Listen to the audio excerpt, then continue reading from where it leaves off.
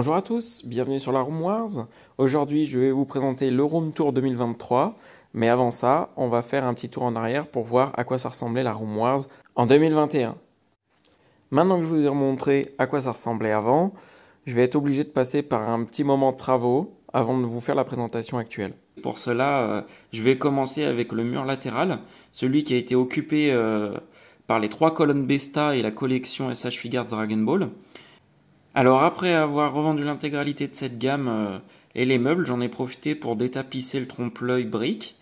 Je vous ai fait quelques photos. Le mur était quand même pas mal abîmé, alors j'ai dû renduire complètement, tout poncer, tout repeindre en blanc.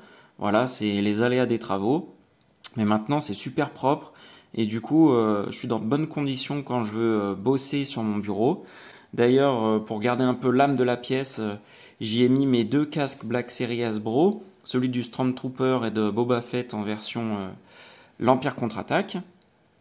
Dans la catégorie travaux, j'ai aussi retiré tous les supports muraux, les chevilles molly, etc. du coin DC, WoW et Marvel. D'ailleurs, quelle galère, ça m'a fait des trous énormes. Et puis j'ai fait la même du côté des tablettes manga, tout renduit, tout reboucher les trous, on reponce et on met un coup de blanc, comme ça c'est bien propre.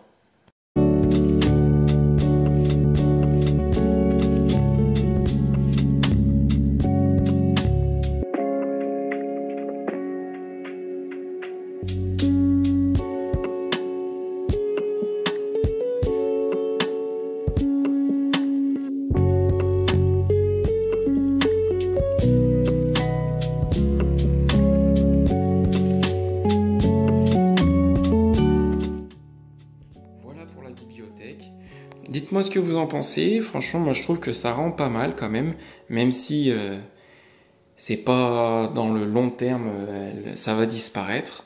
Mais je trouvais que c'était pas mal exposé comme ça. Savoir que j'ai essayé beaucoup de mises en place différentes avant de vendre mes statues. Elle a beaucoup évolué la Room Wars. J'en ai pas fait de vidéo parce que ça allait très vite au niveau des ventes. Mais finalement, le setup qui est actuellement, je trouve que c'est pas mal. On a quand même beaucoup de place. Ça me laisse un endroit pour pouvoir travailler sur le bureau. Ça me laisse un coin lecture. Et puis du coup, on va plus facilement piocher dedans parce que c'est à hauteur d'homme. Voilà.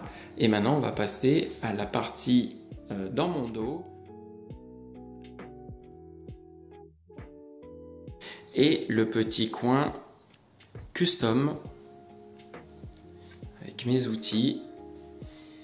Les peintures Citadel, les pinceaux, là un custom d'Azrael et le prochain qui devrait être Black Shazam. Donc j'avais découvert la gamme de McFarlane avec les 3 Robins, Nightwing Redwood et Damian Wayne. Par la suite j'ai obtenu le Robin au bâton, Tim. Et de fil en aiguille, on en est arrivé à ça.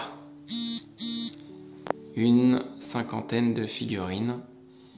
C'est une gamme qui est vraiment accessible parce qu'on les trouve sur le marché d'occasion autour de 10 à 15 euros. Du coup, ça permet d'en collectionner beaucoup, que ça prenne pas trop de place. Donc comme je vous ai dit, vu que je dois libérer la pièce, vous avez de grandes chances de les retrouver sur mon profil de vente Vinted. Les 3 quarts sont en boîte. Les 3 jokers du comics Free Jokers.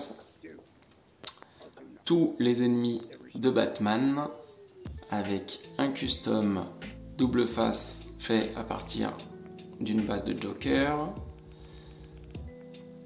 Un autre custom d'Harley Quinn. Le Joker, Bane, Catwoman, Deathstroke. Man-Bat, le Pingouin, Mr. Freeze.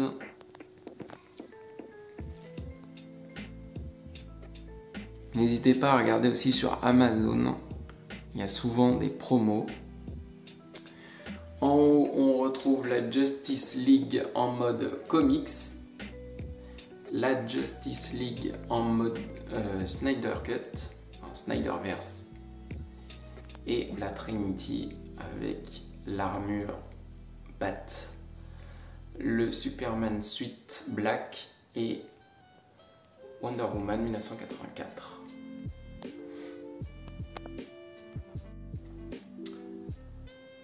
En haut, on retrouve leurs plus grands rivaux, les ennemis de la Justice League, du Reverse Flash, du Captain Cold, Lex Luthor, Bizarro, les méchants d'Aquaman, les méchants de Green Lantern, Darkseid et Steppenwolf qu'on voit à l'arrière du Snyderverse.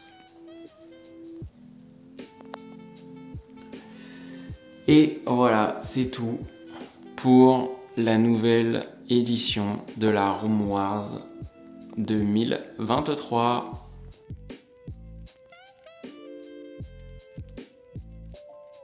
Sur le côté, toujours les petits tableaux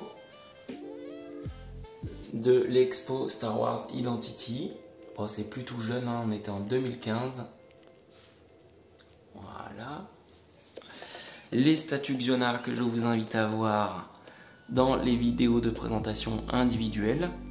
La Revan est déjà partie. Le coin PC avec les deux casques Black Series. J'en profite pour faire un peu de pub. Des petits stickers auprès d'un tatoueur que je vous conseille fortement si vous êtes fan de la pop culture, donc Mask Vader, à suivre sur son Insta ou sur Facebook. Il me reste les petites Kotobukiya au format 1/7. Bon, une gamme qui a sombré hein, depuis la sortie des 1/10, puis maintenant je crois qu'on n'entend même plus parler carrément de Kotobukiya. Alors je les ai pas mis en vente tout simplement parce que le Grievous s'est extrêmement abîmé. Quand je l'avais acheté à l'époque, il est arrivé complètement endommagé et il m'a été même remboursé par l'acheteur. Je l'ai recollé comme j'ai pu, mais il n'y a rien qui tient. Les bras sont branlants, il est obligé de tenir avec sa petite tige. Donc voilà, je le garde en souvenir parce que le posing est quand même incroyable. Mais c'est vraiment une Kotobukiya extrêmement fragile. C'est du PVC, voilà, et c'est assez lourd les sabres pour les 4 bras. Donc voilà, ça a mal tenu dans le temps.